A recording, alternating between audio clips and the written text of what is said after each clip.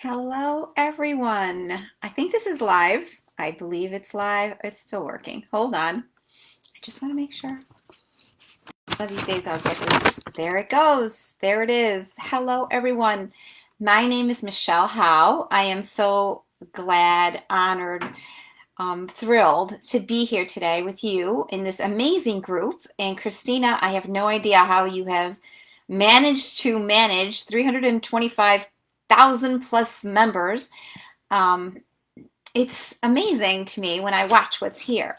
So happy Thursday to you. Um, Today I want to talk to you a little bit about relationships. Um, they're key in our life, right? We all have them. Some are casual friendships, some are closer friendships, family, relationships with our significant other, our partners. All of them have they're a little bit closer. When there are partners or we're romantically involved with them, there's a closeness that is there day to day. Their way of being in the world will impact you for good or for not so good, depending on how you engage it, what rules, how you interact, how this came into being, what their personality is, what yours is. You were attracted to one another for a reason. And sometimes those reasons are challenging, right? So you've been challenged by this relationship with them from the very beginning. And other times, you know what? This runs really smooth. It's kind of relaxed. We kind of flow together. Yeah, we have a few bumps here and there, but not a big deal. So regardless of where you stand in your relationships and how, what your history has been, how you're feeling about it, it's important to know that you stand for you. This life is for you. I understand that we make commitments. You're engaged, married, you have children, whatever it might be. You're entangled, you're connected to somebody else, right? But now, at the end of the day, your happiness is yours to own. It's yours. That might mean they're not part of this equation because they're making you so miserable you have no space to be happy or to allow yourself to flourish or blossom. It's like a flower, right? If you have two flowers really so close together that they can't separate from one another, you have no room to grow. So as a human being, you're here to grow. You're here to feel more whole, more connected, satisfied. It's like an inner feeling. It's a vibe. It's subtle energy. It's what we're all here doing.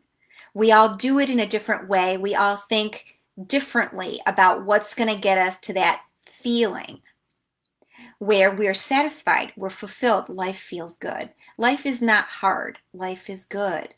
All right. Um, I have to tell you that more so than not, most of us, um, we go at it, we look to see what other people are doing. We look outside of ourselves to find that happiness by doing something for somebody else and then getting that instant, instant surge back. Ooh, I did great. Look how much, how important I am to them. Look how much they value me. Look how much they love me. Look how much they like me. That's okay. But it also comes down to how you feel about yourself. I should have done something with these before. So hold on. How you feel about yourself. So as much as people can give us things, living for other people is not the answer. And I know this because I'm one of us. I've lived this world. I was raised to get great grades, look just the right part, to make sure you look right, make sure you respect other people, make sure you get a college education, make sure you do all these things right, and then you'll have the life that you really want. But if you don't do certain, like there's a right way and there's a wrong way kind of deal.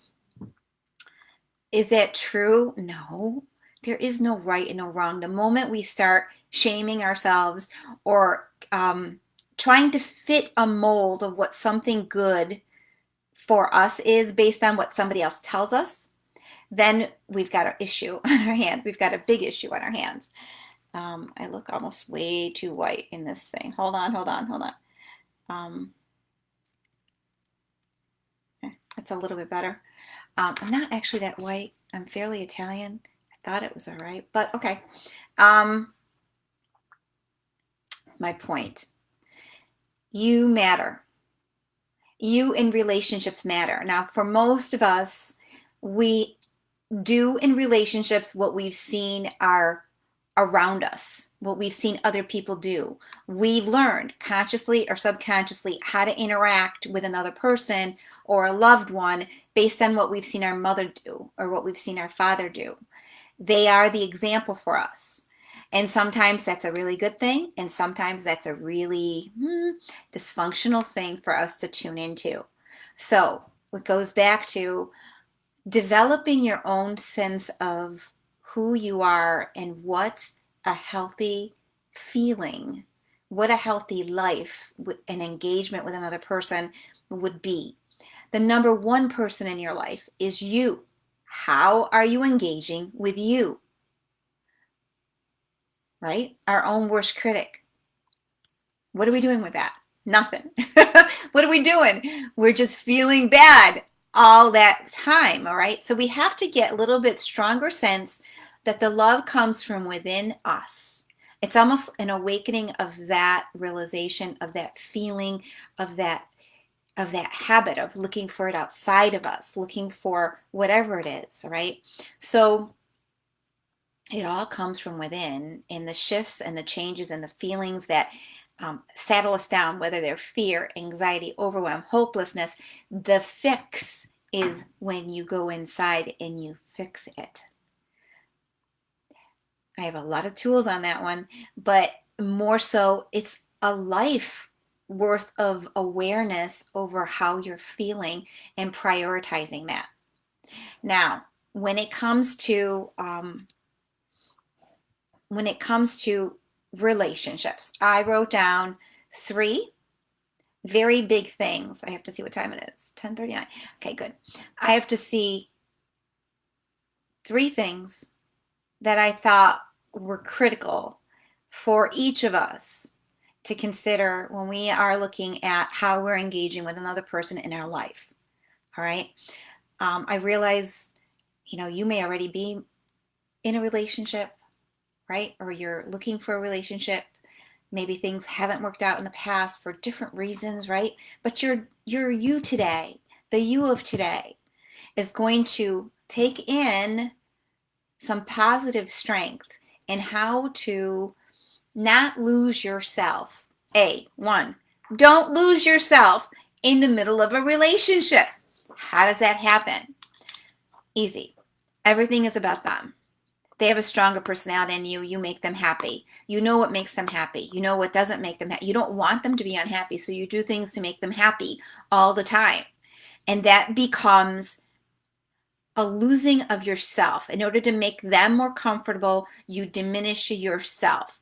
I understand that when you get into a connection with another person, that you kind of merge priorities, merge values a little bit, but you can't lose yourself. Your light, your vibrancy is reliant on you helping it grow, helping it, fueling it, making it alive. Like every day I feel alive. My light is shining bright and getting bigger and bigger, and I love life. Okay, that's where we really want to be. Mind you, life is a little bit like a roller coaster. You just want to make yours not so up and then down and up, and you want to stream it, flow it, so it's a little bit more cohesive and less taxing on your nervous system, less taxing on you. So you don't lose yourself. You love you, and you speak up for you in the middle of negotiating what this relationship is and where your life is going. Now, if you don't really care about something, fine, you don't really care. But at the end of the day, if you see yourself heavied down by the choices that are being made, you are not going to change them. You are going to change you. You're going to add some things that help you. So you're almost like putting your attention and putting your efforts on your happy place, what fuels you, what you love, right? Not to the, and you're not going to take responsibility for what somebody else needs to keep them happy and out of your hair, right? So it is a little bit of a dance, right? But at the end of the day, remember that you need to feel alive, feel passionate about your life. It doesn't have to be this rocket crazy thing that, it's got to be every day to this degree. No, we're living our life every day. Things need to be low key, low stress, low exhaustion level, because we're being pulled in so many different directions, and there's already enough stresses in life without adding more to the equation. So whatever you do, plan it out, speak up. And if you find that there's negativity, when you speak up, there's negativity there, you're going to have to find a way to manage that engagement so you don't feel exhausted by it. Manage that engagement so you're not engaging in something that is silly, and it puts you in a circle. So there is a way, energetically, subtle energy, to stand your ground and to really step into and create what you want without arguing with another person. There it is. All right. So that was number one. I'll say it again. Don't forget you. You cannot lose yourself in your relationships. How does that show up? Everything is about them. Everything is about keeping them happy morning to night. Everything is about sacrificing what you want, what you need for them. Everything is about you being quiet for them. Everything is about doing what is necessary for somebody outside of yourself. Right? And some mothers might look at this and say, well, I'm the mother. I need to sacrifice. They come first.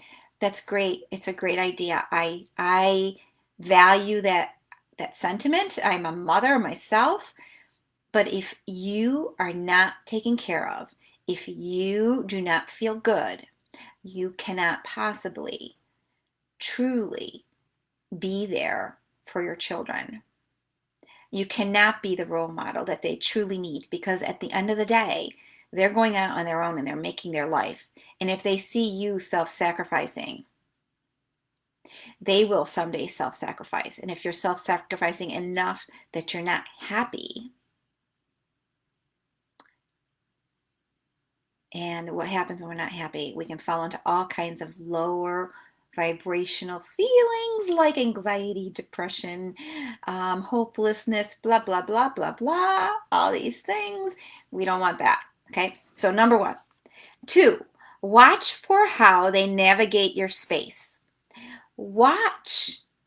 Have a keen eye. Does this person allow me the space to be me? Do I take that space? Do I, how closed in and how caged in is this thing? You need to create that space. If you want that space, don't ask for that space. You take that space. You slide it in. You slide it in more, and you slide it in more until it's there. You have the space. And if you need to speak up, you speak up right to the point. I need space. You're crowding me. It's not about you. This is about me. This is what I need for my own quote unquote self-care. People don't even know what that means, but we all need time and space to be without a constant, choir going on around us, a constant, a fire that needs to be put out, a constant, chaos, or a constant whatnot that's arised. That is exhausting. So carve out your space. Look for them, even ask their permission. Do you mind if I go? I would like to go. Do you mind if I go? Take that. Do that. Step into that, because that is for you. Okay. Number 3, I wrote, allow yourself to shine from the inside. that comes back to connecting to the inside of you, connecting to what makes you brighten up, makes you happy. Connect to that on purpose as a habit. Stay there and just create from that space. You visualize your life. You feel your life first. You see it. You create it. We have desires, wants, things. Focus on the things that light you up. Light you up. The things that are problems that are, yeah, we're going to have to take care of those, right? We're going to have to address them. But when we put so much of our attention on something that's negative or that's a problem, even if it's not a problem, we look at it as this big problem, then it ends up draining us because we don't want to take care of it. It's not fun. We have to kind of navigate and flow in a way that we don't exhaust ourselves. I hope that resonates with you in some way. I have learned it along the way, slowly but surely. I definitely am a mom, a very, devoted mother, professional, very devoted to my work. There are so many things that call to us from all directions. And we're perfectionistic. We want to get everything done. We want to earn this much money. We want to look this pretty. We want to have kids that achieve this much. We want the house to look this way. Whatever your mojo is, whatever it is that gets you going, just be aware that when we go to an extreme with anything, at the end of the day, we're going to feel really depleted by it. When we're chasing anything, we're going to feel very depleted by it. We need to center. We need to allow ourselves to shine from the inside and know our value from the inside and see this journey, this life, as an amazing experience in front of us. At the same time, understanding that things outside of us can and do impact us, can and will manipulate at times our level of happy, because we can get so attached to wanting, needing, having. What is your opinion? What is your thought? We get this projection coming at us. We get this thought coming at us. And at the end of the day, especially if you're empathic, it's a lot. It's a lot to deal with. So that self-care piece, that centering piece, that awareness of where you're at, what's next on your journey, what uplifts you is huge. So keeping that in mind, I hope you understand these 3 things because they're huge, they're big, they're vital, they're important, and you'll be always working to balance them out the rest of your life, making, yourself as important as you make other people, not losing yourself in the middle of what other people desire and need and want from you, right? So and bringing that space, allowing yourself to be surrounded by people who give you space and allow you to be you. You need to be you, all right? And then once you're you shine, okay? I hope this helped. I have a program starting next Tuesday, May 12th. It's an online program called The Journey to Awakening. It goes for 6 weeks, or it can go for 18 weeks because I actually I have a set of 6 weeks and then I have another set of 6 weeks. If you're feeling, I go deeper, and then the third set, I go even deeper. So it's a circular type of a training. It's self-development. It's to have you brighten up, liven up, get passionate, navigate energetically to clear your body, to listen to your heart, to speak from your heart, and to release negativity and pain and habits that get in your way, whether they're thoughts, they're habits, they're people. They need to go by the wayside because we got things to do, right? So it goes at a pace that you navigate it, you direct it, whatever that pace is. I think that our life can be amazing in a lot of ways. And I think a lot of the pain that we feel isn't helpful or productive. And if we can find a way around, instead of keep on hitting our head against the wall, a way to navigate our goals, our wishes, our desires with a priority for feeling good day to day, even if it is a struggle, even if it is hard. How do we not get caught up in negativity?